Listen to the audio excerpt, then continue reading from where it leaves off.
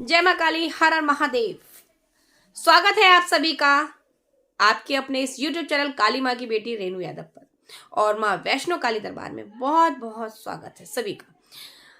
आज मैं आपको यहाँ पर बताऊंगी कि जब किसी के शरीर में कोई भी सवारी प्रवेश करने वाली होती है, सवारी आने वाली होती है, तो उससे पहले आपके साथ में क्या लक्षण होते हैं, कैसा महसूस होता है आपको जब हमारे शरीर में कोई सवारी प्रवेश कर जाती है, और सवारी जाने के बाद में हमारे साथ क्या होता है। क्योंकि मेरे साथ मेरे बहुत से सब्सक्राइबर, मेरे बहुत से बच्चे जो मेरे साथ यूट्यूब पर जुड़े हुए हैं, जो मेरे साथ दरबार में आते हैं, वो बच्चे मेरे से पूछते हैं, माँ माई अगर भैया देखो बच्चों के मन है, कोई माँ बोलता है कोई दीदी बोलता है, तो आप इस चीज में अलग गलत कमेंट ना करें। कोई बच्चों के अपने मन है, वो चाहे दिल से माँ बोले या दीदी बोले या बेटी बोले या बहन बोले, कुछ भी बोले, अच्छा बोलो, मन से बुरा ना बोलो, ठीक है। तो जब भी किसी के अंदर कोई सवारी आती है तो क्या हमारे शरीर में बदलाव होते हैं, हमारे शरीर के क्या जो है सिम्टम बदलते हैं, हमारे शरीर क्या फील करता है, कैसी हमें महसूस होने लगता है, और सवारी जाने के बाद हमको क्या महसूस होता है, उसी के बारे में यहाँ पर मैं आज आपको जानकारी दूंगी।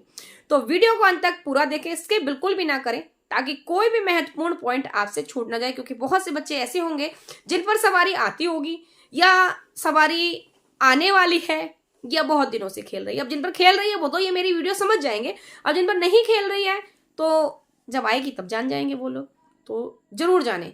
और दूसरी ये भी है कि सवारी वाले व्यक्तियों के साथ में नेगेटिव और पॉजिटिव सवारी में भी यहाँ पर मैं अंतर समझा दूंगी कि पॉजिटिव के साथ में क्या होता है और नेगेटिव में क्या होता है।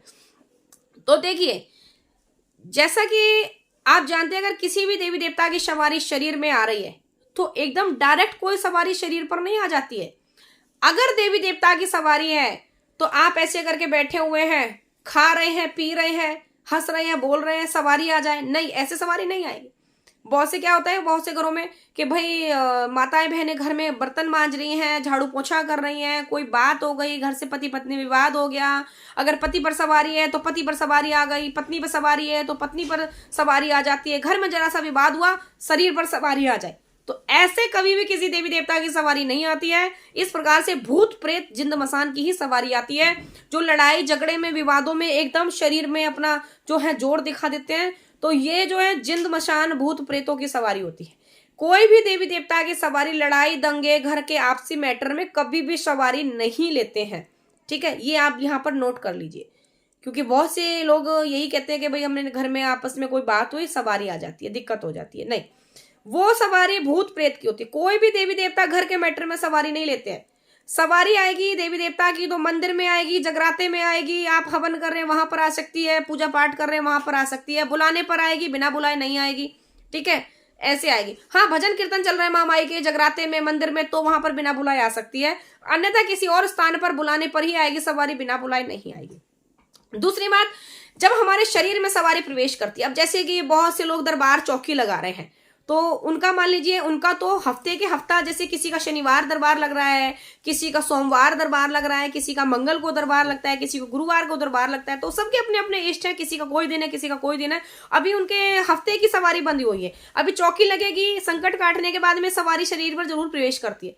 बहुत से लोग ऐसे भी हैं जिन पर नहीं भी करती है, लेकिन अधिकतर जो है चौकियों पर सवारी प्रवेश करती ही है शरीर पर।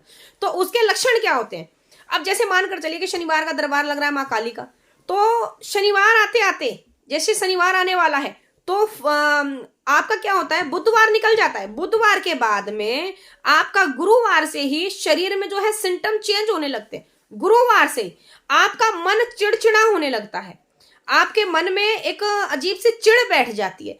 कोई अगर आपसे नॉर्मल बात करे तो आप उसको क्रोध में जवाब दें, एकदम चिड़पन आ जाता है।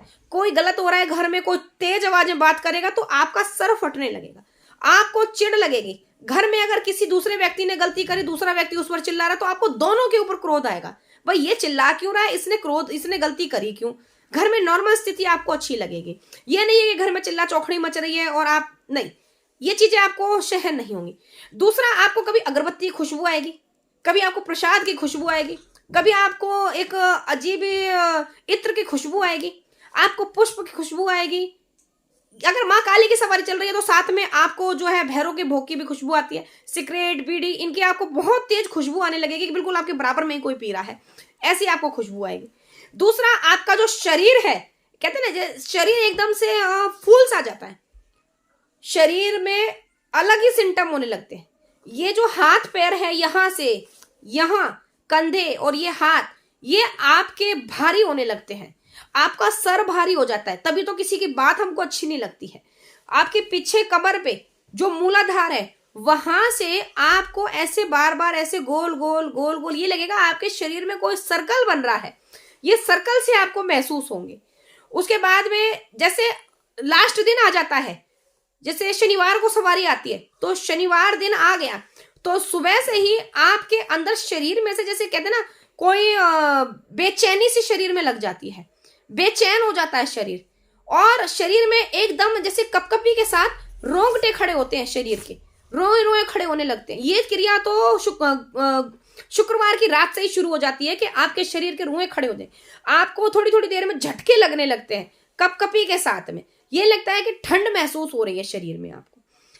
जब सवारी आती है, फिर भजन कीर्तन चलाए जाएंगे और माँ का आह्वान किया जाएगा, तब जो है देवी ये भी नहीं कि आह्वान कर दिया माँ माई का और माता रानी तुरंत आ जाए शरीर में, ऐसे नहीं है। माँ खुली नहीं बैठी कि तुमने आह्वान करा, भजन चलाया और माँ आ गई, नहीं, माँ आएगी अपने हिसाब से आएगी। कुछ लोगों को उबासी के जरिए आती है, किसी को ऐसा झूम झूम करके आती है, किसी को उबासी से आती है, किसी को आंसू आते हैं तब आती है, किसी को झोंके आते हैं, झटके से आती है। सभी की सवारियां जो है अलग अलग रूप में आती है, अलग अलग तत्व होते हैं, अलग अलग तत्वों के कारण अलग अलग सवारी अपने हिसाब से आती है। अब दूसरी चीज, अगर सवारी शरीर पर फिर आ जाती है, सवारी आ गई, सवारी ने खेल लिया, कूद लिया, संकट काट लिया, अपना जो कुछ करना था सवारी कर गई, सवारी लौट जाएगी, ठीक है। अब कहते हैं बच्चे कि क्या सवारी जाते ही माँ आपके शरीर में दर्द होता है? क्या सवारी जाने के बाद में दर्द होता है शरीर में? तो जी नहीं, सवारी जाने के बाद में शरीर में दर्द बिल्कुल भी नहीं होता। अगर ये कोई सवारी भूत प्रेत की या जिंद मसान की सवारी खेली है ना, तो सवारी जाने के बाद आप वहां से उठ नहीं सकते, आपका शरीर काम नहीं करेगा, आप बिल्कुल तत्काल उस समय आप वहां से नहीं उठ पाएंगे अगर भूत प्रेत की सवारी खेल करके गई है तो। लेकिन यही सवारी अगर किसी देवी देवता की है तो उस समय आपके शरीर पर कोई भी आपको प्रक्रिया महसूस नहीं होगी, उस समय आप कुछ भी महसूस नहीं करेंगे।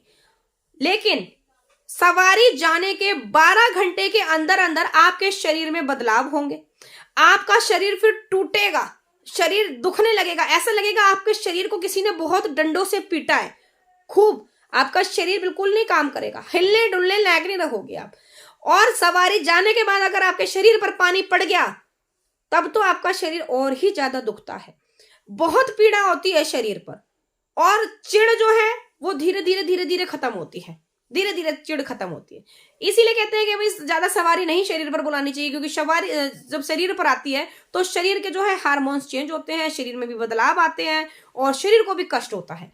तत्काल नहीं होगा, लेकिन 12 घंटे में आपको सवारी के आने का और जाने का असर जरूर महसूस हो जाता है। अब ये सारे भाव तो वही लोग समझेंगे जिनके ऊपर देवी देवताओं की सवारी आती है, जिनको सवारी खेलती है, वही लोग जानेंगे कि यहाँ पर मैं क्या समझा रही हूँ। या फिर जिन पर सवारी आ जाएगी तब आप समझेंगे, और आ रही होगी तो आप बहुत भली बात से समझ चुके होंगे कि मैं यहाँ पर क्या समझाने की कोशिश कर रही हूँ। तो सवारी अगर शरीर पर आती है तो ये सारे सिम्टम होते हैं। इस प्रकार से हम जानते हैं कि हमारे अंदर सवारी देवी देवता की आई है या नकारात्मक ऊर्जा की आई है, ये सारे सिम्टम होते हैं।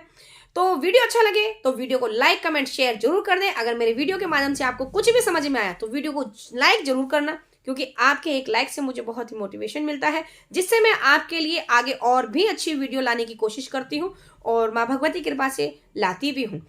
तो ऐसे ही वीडियो और देखने के लिए अगर मेरे चैनल पर पहली बार आए हो तो चैनल को सब्सक्राइब करके बेल आइकन को प्रेस कर दें, ताकि और ऐसी ही वीडियो का नोटिफिकेशन आपके पास में सबसे पहले पहुंच सके और कोई भी महत्वपूर्ण वीडियो आपसे चूक ना जाए। तो मिलते हैं ऐसे ही नेक्स्ट वीडियो में आपके साथ एक और नई जानकारी के साथ। तब तक के लिए सभी को जय मां काली, हर हर महादेव।